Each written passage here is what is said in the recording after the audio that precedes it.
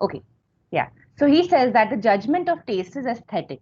He argues that the power or faculty of judging an object, beautiful or not beautiful, is based on cognition, mental faculty, is not based on cognition, but on interpretation and understanding. Now we know right now that because psychology and these all things have developed so much, that we know that even when we are imagining and understanding and interpreting things, we are using our brain. So it's basically cognition. Okay, cognition means what? Something that relates to your brain, something that requires your thinking powers. Okay, but till Kant's time, this was not explored too much. So what he means by this is that you're not using logic when appreciating a beautiful object. Okay, you're using interpretation and understanding. Okay, you're looking at something, you are putting in your perspectives, you are determining whether it appeals to you or not. Okay, there are some things that are there, like for example, if you read a poem, there are certain lines that are there on the paper, but there are certain things that you imagine also. There are certain emotions in between pauses as well. We always say that, in creative writing class also we have discussed that it's all about the pauses. Okay, it's less about the words actually, but more about what is written in between the lines. Okay, so when we are dealing with artistic things like poetry or painting or anything that is aesthetic in nature, we are using our imaginative skills to understand it. And that's why it's subjective also, because my imaginative skills will be different from yours. Okay, that's why I'll be looking at a painting in a different way than you, right? So that is what Kant is saying, that it's not judgment of taste is not based on cognition or mental faculty or logic, but based on interpretation and understanding. Okay, he also says that it is not the object that itself undergoes any change. Obviously, right? Okay, if you're looking at, let's say, a tree, a beautiful tree, or let's say the night sky, the beautiful stars. Okay, so or you're painting, let's say you're looking at a painting, Van Gogh's painting of the Starry Night. The painting itself will not move, right?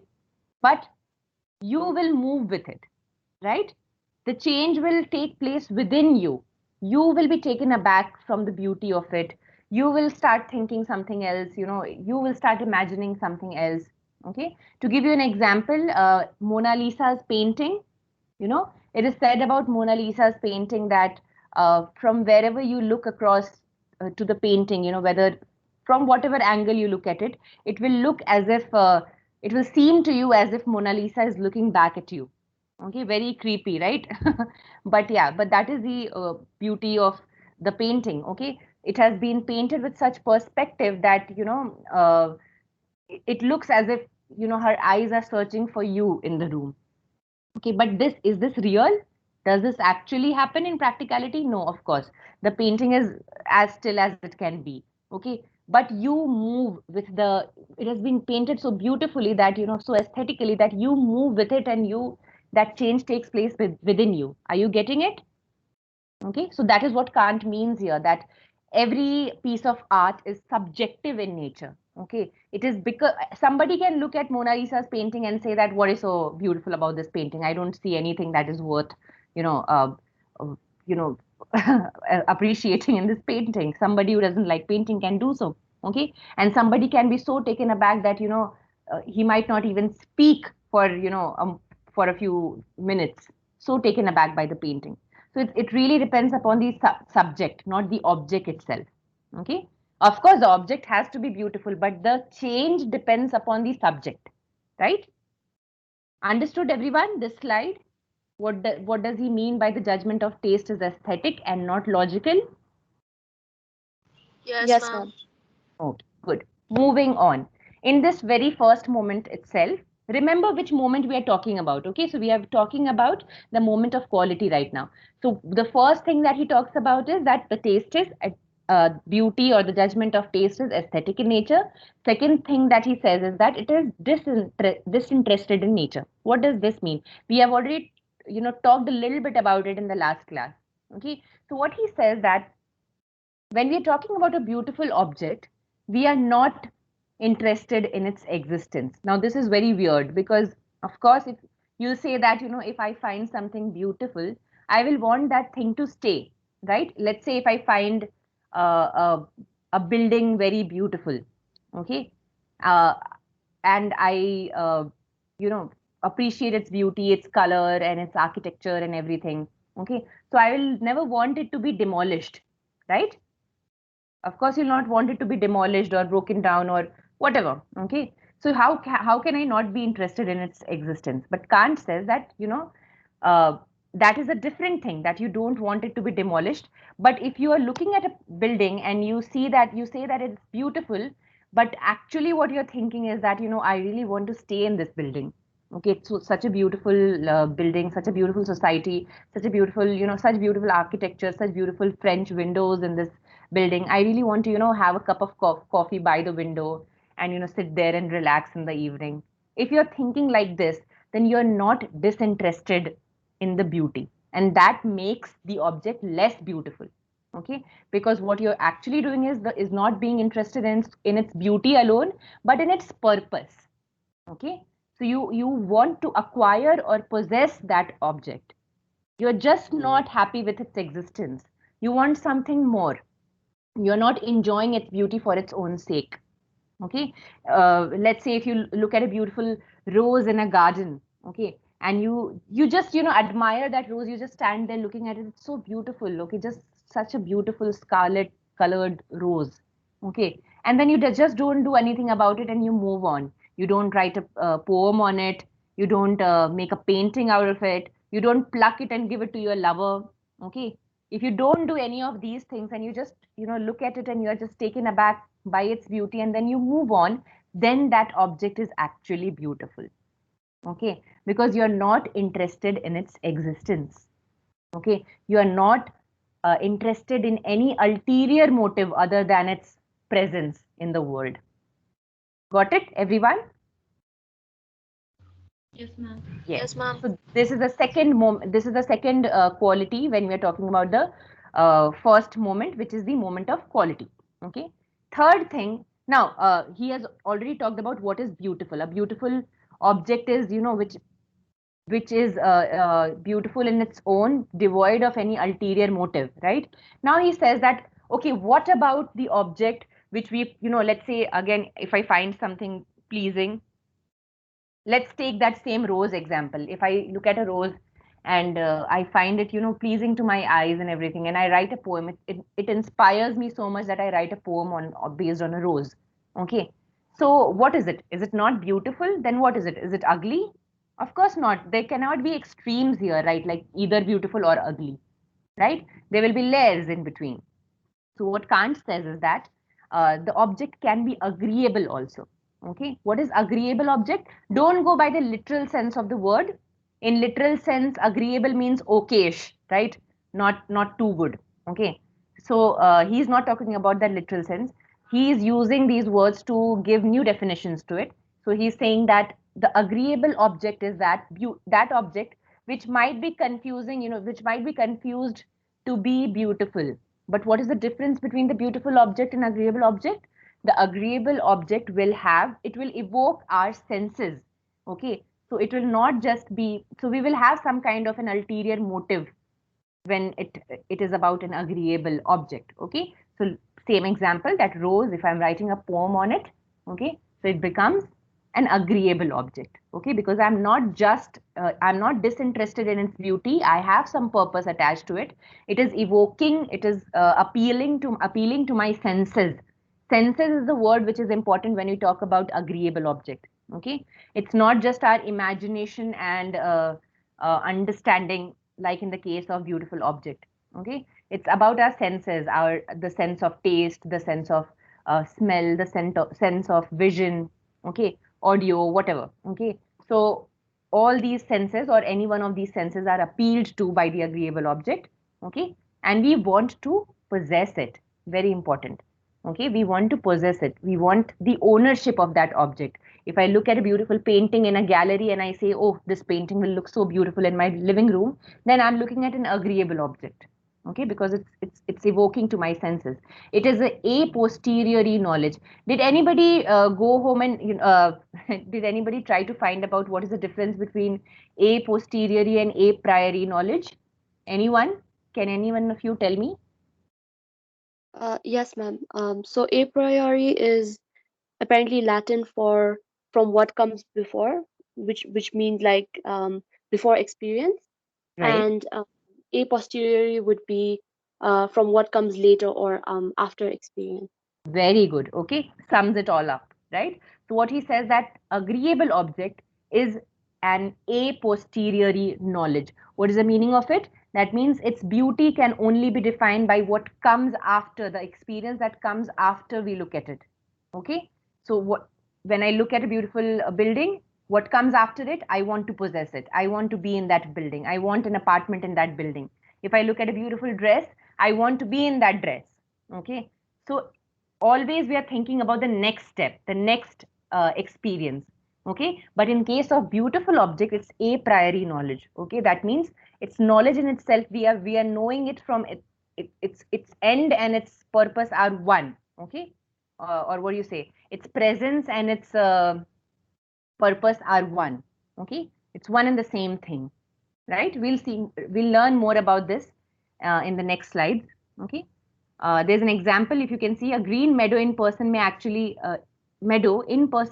be beautiful, but its representation in a painting may not necessarily be beautiful. It can be agreeable because you want to have it for your home. So again, the same example. If you look at a painting in a gallery, you want that painting in your home. Okay, it's an agreeable thing, but that painter who has drawn that painting might be in a actual green meadow and might have looked at it. Okay. uh, you know uh, a painting of a man. Let's imagine this. There's a man who is looking at the meadow, green pastures, beautifully, just admiring the beauty of it all. And there's a painter who is painting these green meadows and that man. Okay. So tell me whether the painting would be agreeable or the beautiful object. Tell me, the painting that is drawn by the painter, would it be agreeable or beautiful according to Kant? I'm agreeable. Very good. Okay, it will be agreeable. Why? Because he has made a purpose out of it. He has painted that thing. But that man whom he has painted, the man who is looking at those meadows, admiring the beauty, the meadows there actually are beautiful. Okay, for him, it's beautiful. Understood? And the person who buys the Ma'am, paint, yes. ma'am, if the painter has painted that image with the man in it, Mm-hmm. and then the man in question, that man, comes and looks at this image, ma'am, Mm-hmm. will for him it be beautiful? Because he remembers that experience of seeing that place. So the Right. painting, will it be a representation of that beautiful, or will it be agreeable because it's a materialistic product or something? No, it has nothing to do with materialistic this thing, first of all. Otherwise, what will Okay, happen that only natural things would be beautiful, right? okay, yes, It ma'am. does not have to do with it. So you can Okay, also look at a painting, okay? You yes, ma'am. can also look at a painting and not want to possess it, okay? So it will be Yes, beautiful in that case for you. So if this man comes and looks at this painting and only thing that he's reminded is, how beautiful, how nice he felt there, then it is beautiful. Okay. If he okay, does not have any purpose in his mind that, oh, I want this painting now, okay, or I want to show it to someone, okay. So if you're doing that, then it's not beautiful, then it's agreeable. okay, ma'am. Thank you, ma'am. Okay. Yeah. Okay. Now, I had a question. yes. For the agreeable, couldn't I also argue that when I went and saw the meadow, I didn't have any motive to make a painting, but Hmm. because the meadow maybe probably like inspired me, I go home and then maybe paint something. So does that still become the agreeable? Yes, it does. So what Kant is actually saying is that maybe in that moment you don't feel like uh, doing something or being inspired by it, but there is something called unconscious mind. You're actually being inspired by it. There's somewhere, some at the back of your mind, there's some part of you who that wants to actually do something out of it. If you are an artist, so if you're purely just going there and not doing anything out of it, or maybe perhaps doing it after a very substantial amount of time, okay, then perhaps yes, at that moment it's beautiful. But the minute you do it, the minute you make something out of it, that object becomes agreeable. Okay. Right. Yes, Let's ma'am. say if you Yes, make ma'am. Got a it. poem out of it later on, like Wordsworth wrote daffodils after, looking at the daffodils. So the daffodils, when we imagine it, it's so beautiful, right? Maybe Wordsworth, when he went there, when he, took in all the beauty, it must have been beautiful for him, right? But when he made a poem out of it, it automatically becomes agreeable. Okay, it's agreeable. Yes. Okay, let's not Yes, go ma'am. by the name of it. Agreeable sounds very condescending, but it means that, it has some kind of a purpose to, please people or make them see how he saw it. Okay, so yeah, so that has a purpose, and then the ultimate beauty is taken away from it. Okay, yeah, moving on. Yes, ma'am. Yeah. So now there is beautiful object, there is agreeable object, and there is also something known as the good object. Okay, the good object. Now, what is good? Uh, Good here means something that is based on moral goodness. Okay. Now, let me give you an example. Let's say there's a movie. Okay, there's a movie which you look at, and the cinematography and the dialogues and everything is so nice in it. You just revel in the beauty of it. Okay, you don't see what the content is. We were talking about this the other day, the representation and stuff. Okay, so you don't see what the content of the movie is, or you don't see what whether it is talking about important movements or not, whether proper representation has been done or not. You just revel in the beauty of how the movie has been made. Okay, the beauty of the movie. Then according to Kant, that is purely beautiful. Okay, the aesthetic quality is beautiful. Okay, now let's say that same movie, uh, you want to show it, you are a teacher and you want to show it to your students. Okay, you find the movie so appealing that you say that, I should show it to my students, they will love it. Okay, now you have attached some kind of uh, purpose to it. The movie automatically becomes agreeable in that case, right? Now let's say that the same movie is very nicely done and you want to show it to your friend, okay, but not your students. Okay, why? Because you say that, it's not morally good for the students. Okay, I'll have to look into, I'll have to explain them a lot of things, and they might not understand it, so it's not a good movie because the lines of the ethics and everything is blurred in the movie, and I don't want to show it to my students, hence. Okay, so here you're talking about good. So here also it's just like agreeable object, you're talking about a purpose. It's not devoid of any interest. Okay, you're talking about the purpose, but that purpose is not just any purpose, but it is about moral goodness. Okay, did you understand what I mean? No, Yes, ma'am. ma'am. Ma'am, the Yes. devoid of interest which we see in agreeable and good, ma'am, Mhm. is it associated with the interest of the subject, like whether it be Yes, the interest of person? subject. So Okay, ma'am. when Kant is talking about beautiful objects, so he's saying about that it should be the subject should be disinterested, right? So in Okay, ma'am. case of beautiful, it is devoid of interest. Okay, like we have talked about that, you looked at a beautiful building, that's it, you move on. You look at a beautiful flower, you move on. Okay, devoid of any interest. But in case of Okay. agreeable, it is not devoid of interest, right? There's Yes, some ma'am. kind of bias that is there inside you. There's some kind of goal or purpose that you attach.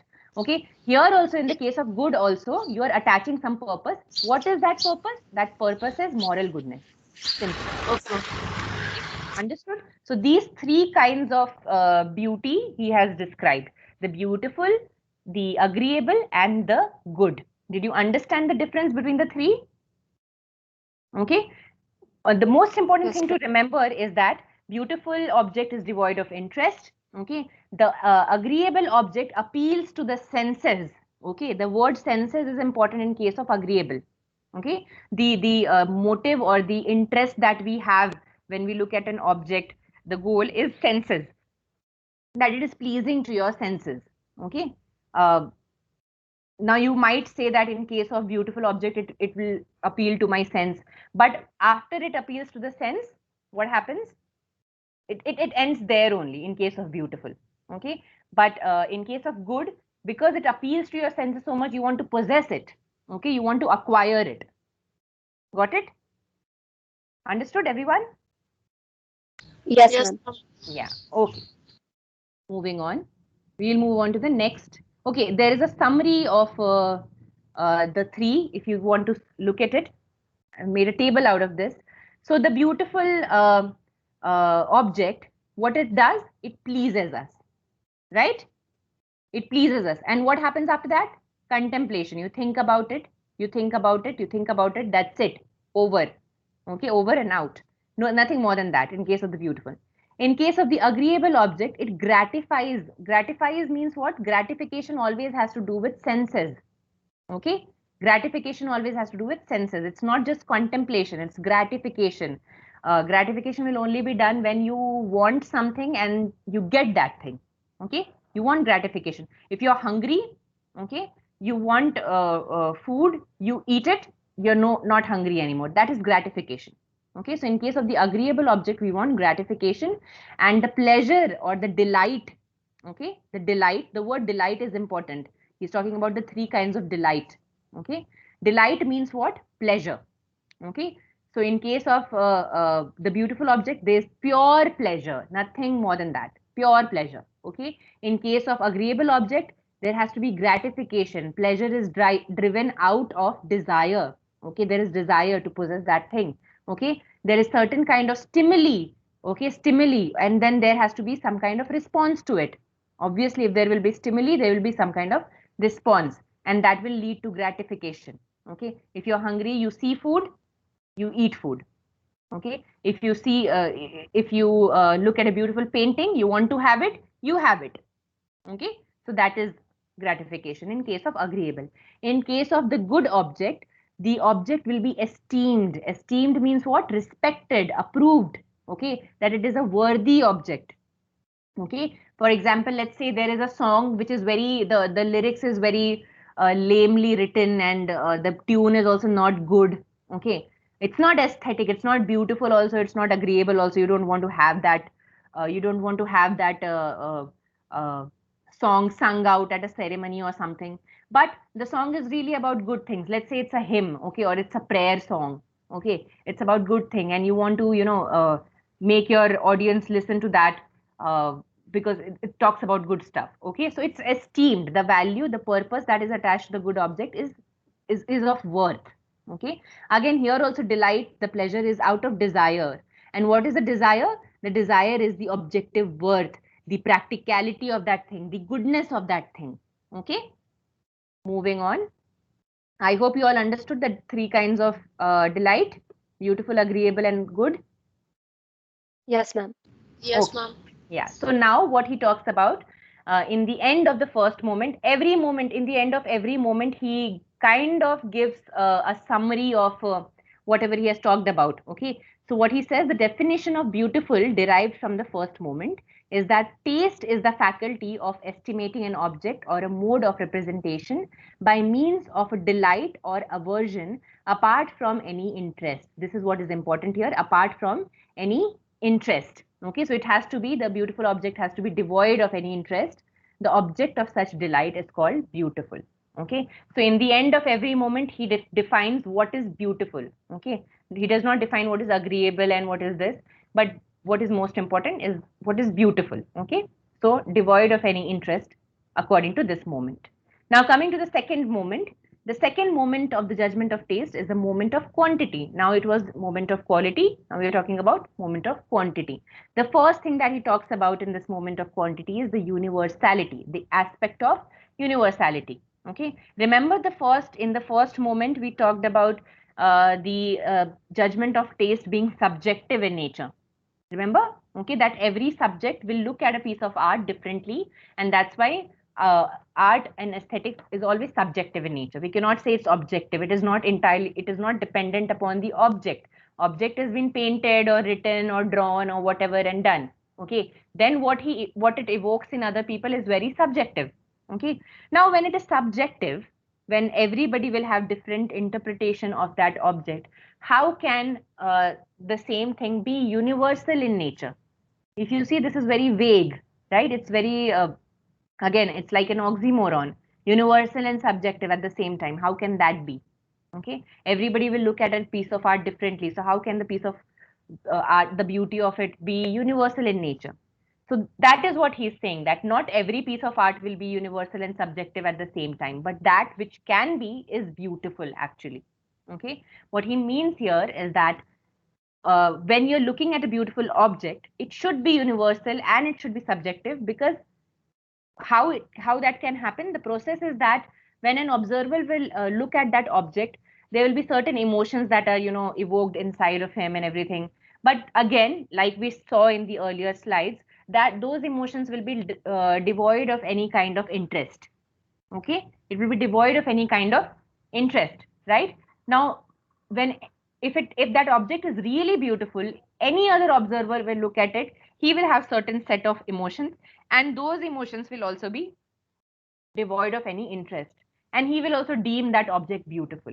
Okay, so in this manner, observer A, B, C, D, E, okay, everybody will, n number of observers will have n number of feelings inside them, but those n number of feelings will all be devoid of any interest. Okay, they will just be feelings. There will not be any kind of aim or ulterior motive attached to it, and that makes the beauty of the object universal, because nobody is actually interested in doing anything about it, but they just admire the beauty in different manner. Okay, so that is why he says that beautiful object will be universal and subjective at the same time. Okay, so since the beautiful object is devoid of interest, it must be universal, so the observer will expect the same delight from everyone. Okay, now again, this is also very confusing. Like when I read it, I did not understand what he means by this, that the observer will expect the same delight from everyone, right? Now, when I let's say that this is what is happening with our current generation. We look at a movie, okay, and before we actually watch the movie, we go and watch reviews on we read reviews on Rotten Tomatoes, IMDb. We do that, right? And if we see it's reviewed good or the stars are more, then we watch that movie, right? So what I want is that I want to see whether the world approves of this movie or not. Okay, before watching it myself, I want to see whether other people or people who are esteemed and all, they have reviewed it or not, they see it beautiful or not, whether it is universal in nature or not, right? So when I am doing this, then can that object be beautiful? Because as Kant says before, that the beauty, the admiration of beauty should be devoid of any interest. But here there is some interest, right? That I'm seeking approval of other people. Then how can it be devoid of any interest? So that is where it caught me, and I was really struggling with this this notion that Kant puts, but he himself solves this problem later on in the essay, and we'll see how. Okay, so for now we need to know that he says that we expect the same delight. When how can you say an object is beautiful when you can expect the same delight, same pleasure in every observer? Okay, only then you can say that a beautiful object is that an object is beautiful. Okay, so what Kant example that Kant gives is that when I look at let's say when I look at a beautiful dress, let's say, okay, so I will not go and say that this I love this dress, this dress is beautiful for me. Okay, if I say that, then I am negating myself. Okay, so if I'm using the word beautiful, I shouldn't use the word for me. Okay, these words shouldn't be used together, because if it's beautiful, period. It shouldn't be for me, because what you are doing is that you are saying it's only beautiful for me but not for somebody else, which makes it null. Okay, because if it is beautiful, it should be beautiful for everybody. It should be universal in nature.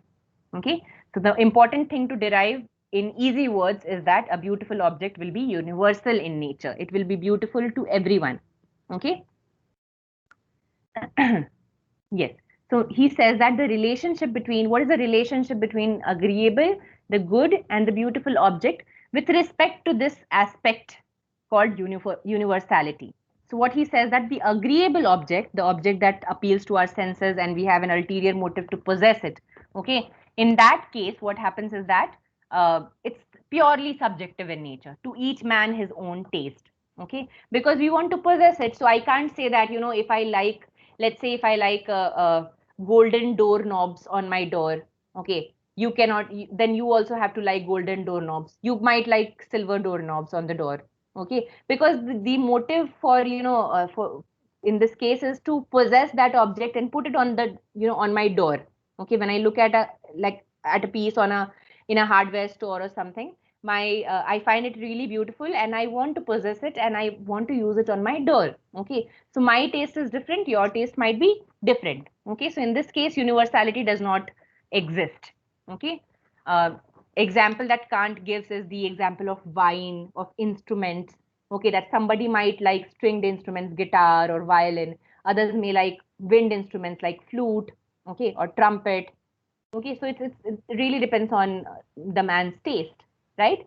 In case of the good object, he says that it has a universal delight, like the beautiful. Okay, the beautiful object has a universal delight. The good object also has a universal delight, but the pathway to that universal delight is through an exterior concept outside of the object. Okay, the exterior concept is the concept of moral goodness.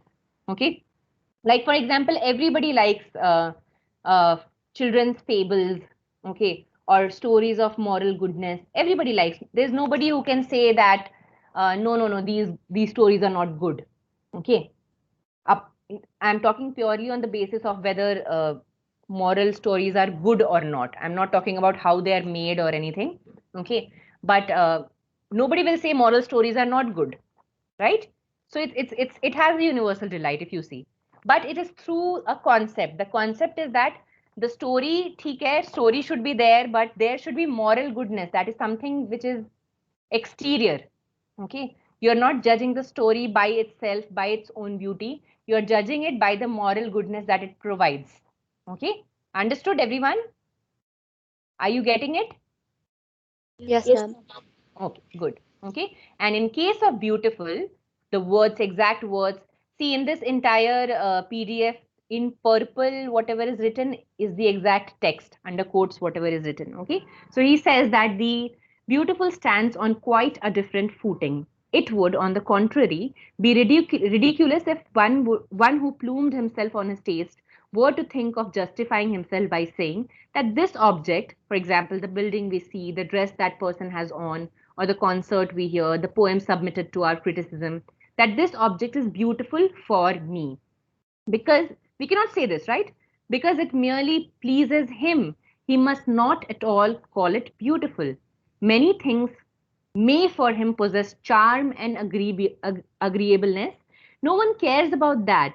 Okay, he's very rude with it and he says, no one cares about that. But when he puts a thing on a pedestal and calls it beautiful, he demands that the same delight, he demands the same delight from others. Okay, so he says he's criticizing the people who say that, oh, this thing is so beautiful, and you're talking about beauty and you're saying that this is beautiful, I like it, it's beautiful for me. Okay, so he hates that statement that you cannot say beautiful for me. If you're putting something on a pedestal and saying it's beautiful, you must expect that everybody who sees it finds it beautiful. Otherwise, what you merely are saying is that you find the object agreeable and charm, it has its charm. Okay, you're charmed by its beauty. Okay, it's not beautiful. Okay, moving on. Now, yes, so here is the dilemma that he solves. Okay, so he says that a beautiful object should seek universality in subjective. Okay, so what he means here is that uh, a beautiful object should please everybody. Okay, and they should all be disinterested in its existence, right? And in this manner, even when they're subjective, because their interpretations might be different, but they're universal in the sense that they're all disinterested in its existence and they just admire the beauty of it. Okay, so the difference here is the agreement of everyone. Okay, so the beautiful object seeks agreement of everyone. Okay, but if you are seeking agreement of everyone as the subject, then that is wrong. Now you have to understand this very nicely. It's a little bit confusing. Okay. Now, what he says is that it solves our earlier problem that, the movie example that I was saying that, let's say that, or let's take some other example. Let's take the example again of a painting since it's easier to understand. A painting is there. Okay. You don't know who has painted that painting, what is the background of it or anything. Okay. You just find that painting very beautiful. You don't want to buy it. Okay, you don't want to show it to your friend, you don't want to click picture of it, you just revel in its beauty. Okay, You go home, okay, you think about it, that's it. The process stops there. You keep thinking about it, you remember its beauty, but you don't do anything about it, right? The other observer who had come immediately after you also goes through the same process. Okay, he doesn't write about it, he doesn't make a copy of it, okay, or doesn't do anything, doesn't even tell anybody about it. Okay, this happens with everybody. Now when you look at that painting, a strange sense of nostalgia is evoked in your heart. Okay, you remember your childhood. Okay, you remember the beautiful orchards that you used to play in your childhood. Okay, you remember your friends, you remember your family, something like that, some warm sepia toned memory that is evoked in your sense. Okay, in your head. Okay, and this other observer who has come, he is hit with a different kind of sadness. Okay, when you look at the painting, you feel very happy, you remember your childhood. Okay, the other person, based on his experience, he feels very sad because perhaps he did not have a good childhood. Okay, but he still finds that object very beautiful. Okay, and he also does not do anything about it.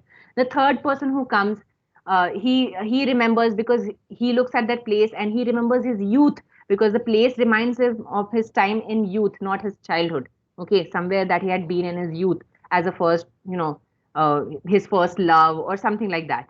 Okay, so different kinds of emotions are evoked in different observers, but they all do nothing about it. They all just find it beautiful and they just think about it and they don't do anything about it. Okay, so this object has the agreement of everyone. Now nobody is calling this object beautiful, but let's say the first observer goes and says that um, I found this, this object is really beautiful. And the second observer says, yeah, it's really beautiful. It reminded me of this, and that. The third one says, yeah, it's really beautiful. Then they all unanimously can say that this object is beautiful because we all did nothing about it. Okay. And we all find it beautiful. So it's universal and subjective at the same time. Okay. But let's say there is a fourth observer who comes and he goes and looks at this object, and then he goes and he asks the first observer, did you find it beautiful? The second observer, did you find it beautiful? What made it beautiful? Then he goes on to the third observer and he keeps on asking different people whether they found it beautiful or not. And then he shapes his judgment accordingly. What he's actually doing is seeking everyone's approval, seeking the agreement of everyone, which is wrong. That makes it agreeable, not beautiful. Okay, the object will become agreeable to him. Understood? Okay, because here in this case uh, he's not devoid of the object is not devoid of any interest. Okay, now let's say fifth, sixth observer, they follow this trend and they all go on to not actually look at the object, but seek approval of others, and the object becomes really famous. Okay, but nobody is actually looking at its beauty. Okay, then a true critic, a true a true thinker will deem that object agreeable and not beautiful. Why? Because if it was so beautiful, there wouldn't have been a fourth observer who couldn't look at its beauty in awe and go on to ask other people about its authentication or whatever. Okay, it should be so beautiful that everybody who looks at it would find it beautiful simply. Understood the difference? So there's a difference between agreement of everyone, which should be there in case of a beautiful object, but you shouldn't seek agreement of everyone. Okay, so that is something very difficult to understand, but if you think about it, after the class you read it and you think about it, it'll get clearer for you. Okay, all right, yes. Now this is very important. What he says here is that what happens between, remember the Locke's concept of association of ideas. When you look at a beautiful object and you think about it, in between there is a association of ideas, right? And then you come to a conclusion. So it's something like on the same ground. Okay, and here he uses the phrase free play of faculties. Okay, remember that phrase because that's important. So he says that there when we look at an object, there is a free play of faculties happening inside our brain. Okay, and these faculties, what are these faculties? These faculties are our sense of cognition, our sense of what do you think? Not cognition, the sense of interpretation and understanding and imagination and experience and all these things together combined. because there's no better way to describe what goes on inside our brain when we look at a beautiful object. Okay, so he uses this phrase that there's a free play of faculties. Free is the key word here. Okay, free play. It's not a biased play. It's not interested in something else. There has to be a free play. Okay, so that's why when even in in my creative writing class, I say that once you watch a movie or you read a book, you should do that. First you should do that on your own. Let your mind do that free play of imagination and understanding. Okay, then you go on to read the reviews and stuff like that. Okay, let your mind not need a crutch to walk, to think. Okay, so that is what he says here, that he says that there is that such a capacity to engage in the free play of imagination and understanding is a universal capacity. Everybody possesses it. Of course, if there is some kind of physical impediment, then that is a different scenario. But otherwise, everybody possesses a brain. Everybody possesses imagination and understanding. So it's a universal capacity. In other words, everyone is capable of doing it. This free play between imagination and understanding is not just a personal one, because it engages capacities that we all share. What capacities? Imagination and understanding. And it happens with respect to cognition in general. So he talks more about this free play of faculties in its second part of the essay, which we don't have to read. The critique of in the second part of critique of judgment, which is the teleological judgment. Okay, so study of teleological judgment. He talks about this free play of faculties in the brain. Now moving on. So from the second moment, the definition of the beautiful that he draws is that the beautiful is that which apart from a concept pleases universally. Okay, every phrase is important here. What is the beautiful? Firstly, it pleases universally. Secondly, apart from a concept, because that is what differentiates it from the good object. Okay, if it's not apart from a concept and it pleases universally, that becomes a good object. Understood, everyone? Second moment. Yes, ma'am. Okay. Now moving on to the third one, we have 10 minutes. I think we'll be able to pull it off because third and fourth are comparatively easier. Okay. Yeah. So now this looks like a very big subtopic. The third moment of judgment of taste is the moment of the relation of the ends brought under review in such judgments. Okay. Seems very difficult, but what is important is this yellow part, the relation of the ends. Okay.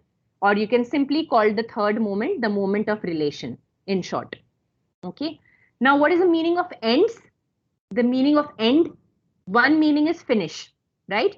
The second meaning of end is purpose, right? Purpose, the agenda, the aim or goal. Okay. So that it is the second meaning that we are discussing here. Okay. So this third moment of beauty that he's talking about the purpose of the beauty, basically. Okay. So beautiful object, agreeable object, good object. What are their purpose? Okay. So what he says that a beautiful object, in the case of beautiful object, the end is equal to the purpose. Okay. That means the object's finality, okay, or the goal that drives the artist to make it, okay, or the goal that the artist has in his head before making the art, okay, is the simple existence of that art. Okay, so now for the first time he is not talking about the subject, he's talking about the artist, he's talking about the art here for the first time. Okay, till now we were just talking about the relationship between the observer and the piece of art. For the first time he's talking about the piece of art itself, okay, and the agenda which the art possesses. Okay, so he says that in case of the beautiful object, the end is equal to purpose. The agenda of the object, of the beautiful object, should be existence in itself. That's it. Okay, a beautiful object has its own end or purpose. Most agreeable or good things that are what they are in our minds by the virtue of their exterior purposes. Okay, apart from the beautiful objects, agreeable and the good things, okay, they all exist in our minds in lieu of the exterior purposes. In case of the agreeable object, the exterior purpose is sense, right? In case of the good object, the exterior purpose is moral goodness. Okay. through some concept we can relate to. Example, if you're hungry, you want tasty food. When we are talking about gravity between two objects, the bigger object will possess, will have more, will exert more force on the smaller object. Okay, so the two objects are different from each other, but they will affect each other through gravity. Okay, so there is some exterior force that is involved. Okay, but a beautiful object simply generates itself just by being what it is. Okay, so just by being, it is full stop. Okay, no more than that. Understood? Okay, sometimes it is said that, if you want to live your life um, beautifully, or if you want to live your life at peace, you just exist. Okay, sometimes if the things around you are too stressful and you don't know what to do with your life, and what to do with your career, and what to do with your, you know uh, different things like your personal problems and all that stuff. So what you do is that you just breathe. Okay, and you just reduce down to the simple thing that you are, that is a human being. A human being needs food, a human being needs water, sleep. Okay, and a human being needs to breathe. That's it. Okay, so if you reduce yourself down to just existing rather than, living, sometimes, just sometimes, it becomes easier for you, right? So that is what he says, that the beautiful object just generates itself by just being. Okay, hence they have a purposive purposelessness. Remember that phrase. Okay, purposive purposelessness. Okay, the purpose of the beautiful object is to be purposeless, basically. Got it? Okay, moving on. In this third judgment, in the third moment, he talks about the form of the finality of an object. Very simple. This is, although it might confuse you. He's written it in a very vague manner, but what he means here is that form is more important than content. Okay, so he says that when we are talking about, again, let's take example of a movie. Okay, so like I told you, like if I watch a movie and I just love the sheer beauty of that movie. Okay, the cinematography and the shots and the beautiful, let's say, the aesthetic locations that they have chosen, or the wonderful dialogues that are written. Okay, and that's it. I don't pay attention to what this movie talks about. Maybe it talks about very problematic things. Okay, let's say it talks about very problematic things. Okay, but if I start talking about those things in when I'm talking about it, that, this is a problematic movie, it does not cater to the current contemporary issues or whatever. Okay, then automatically that object loses its charm as a beautiful object. Okay, it cannot be beautiful anymore, because now I'm attaching a purpose to it. Okay, if I say, this movie is so nicely made, okay, and it talks about feminism, and it talks about LGBTQ, community, such nice movies. So the minute I attach these terms and labels to the movie, what I'm doing is that I'm attaching an exterior concept, I'm attaching an exterior motive. It makes it a good movie. Okay, it makes it a good movie. Okay, uh, it is no more a beautiful movie. Let's say if I watch the movie and I say that, the this the songs in the movie are so beautiful. Next time in my birthday party, I'm gonna play these songs. Okay, I'm just gonna play these songs. Everybody will love it. Okay, so now this is appealing to your senses, right? It's not beautiful anymore. It's an agreeable movie. Okay, understood? So form, he says, the form is most important in when we talk about an aesthetic object, because that is what is visible first to us. Okay, so if it's something is beautiful to look at, aesthetic to look at, you dive into it and then you find out different layers of it. That's why he says that form is the finality. Okay, not the content. Moving on. Again, we have already talked about it. He says when we are talking about a beautiful object, the judgment of taste rests upon a priori grounds. Okay, what is a priori? The experience does not come after. It is not based on the experience that comes after the event. Okay, so what he says is that this pleasure from the beautiful object is in no way practical, neither resembling that form the pathological ground of agreeableness, nor that form the intellectual growth of the represented good. Okay, so he's agreeing to this. What he's saying is that in both the cases, in the case of agreeable object, in the case of good object, there's some kind of, it's not like they are bad things. Okay, so in case of agreeable object, there's pathological reason, okay, or physical reason, you can say. Okay, but in case of good object, there is intellectual goodness. Okay, in the case of beautiful object, there's no practical reason for liking it. Okay, but still it involves an inherent causality, that namely, what is that causality? What is the cause of liking it? Of preserving a continuance of the state of representation itself, and the active engagement of the cognitive powers without an ulterior aim. Okay, again he's talking about in the third moment, everywhere he's just talking about the purposelessness. Okay, we dwell on the contemplation of the beautiful because this contemplation strengthens and reproduces itself. Okay, it's somewhat, autonomous, you can say. It's autonomous, it's recreating itself. Okay, you don't need anything else to uh, keep it in existence. Got it? It recreates itself. Okay. Like you say, Taj Mahal or anything that is beautiful, a beautiful building. Of course, you can say physically we are supporting it, and there is, we reform it and whatever, we do all those things. But it's so beautiful that since it has been created, it's beautiful since then. Okay, universally it's beautiful. Okay, somebody might come and say, now this is something that you need to judge for yourself. Now, of course, if it's not like it's a pyramid, a pyramid of cards or a palace of cards, that if everybody says that it's beautiful, and one person says no, I don't find it beautiful, that it tumbles down and it's not beautiful anymore. Okay, it's not like that. It's not so easy like that. So of course, when you're talking about the universe, you have to leave out certain what do you say, uh, certain negativities in that case. Okay, but otherwise, if everybody is just liking it without any reason, because nobody can possess Taj Mahal. Okay, if I say that I like Taj Mahal because it's in India, okay, and I don't like Leaning Tower of Pisa, then of course I'm attaching an ulterior motive of nationalism here.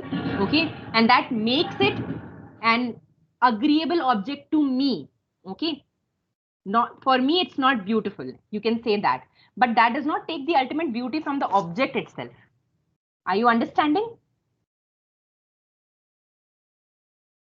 Yes, Did you all ma'am. understand? Yes. Okay, good.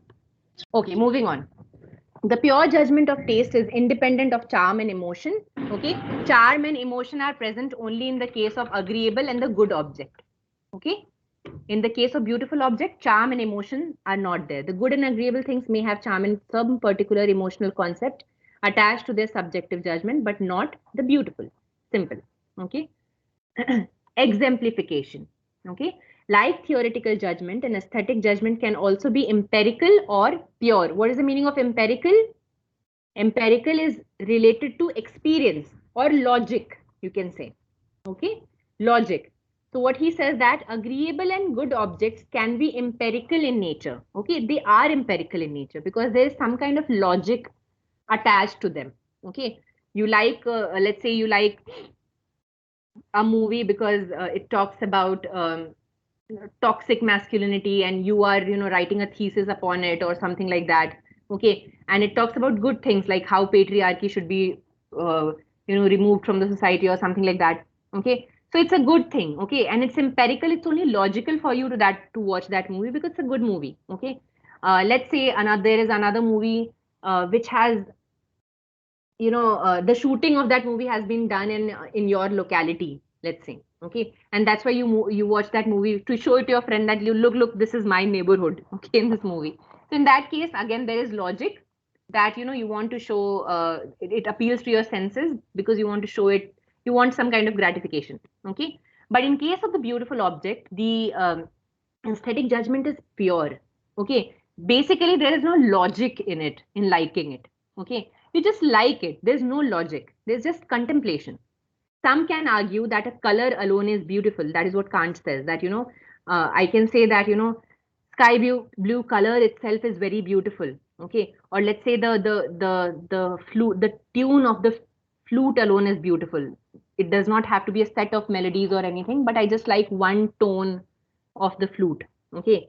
But why do we like it? Because of the sensation that it evokes. Let's say that, like for example, I play harmonium and I like the tune of the notes sa and pa played together, because it kind of evokes a sense of melancholy inside me. Okay, some sense of melancholy. So it's not particularly that tone that is beautiful, because there is no form in that tune. Okay, it's just that tune. There's no form. There's no formation, right? Formation and harmony will only exist if there is a set of tones in certain frequency that is there, and then only then it can be beautiful or not beautiful. That is something else to be decided later on. Okay, but a tone itself cannot be beautiful. That is what Kant says, because it can be agreeable, because it is evoking a sense inside you. Okay, and let's understand that sense is equal to agreeableness. Okay, and form is important in case of beauty. Okay, in case of beautiful object. Moving on.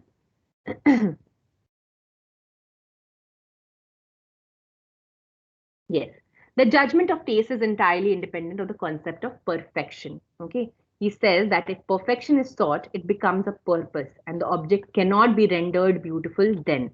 Perfection can be sought in agreeable and good objects. Okay, from the artistic point of view also, artist's point of view also, from the subject's point of view also. Okay, the minute you start to unravel the layers of that art, you are becoming a critic. Okay, and when you become a critic, you cannot find an object beautiful, because you're bound to find some kind of flaw in it.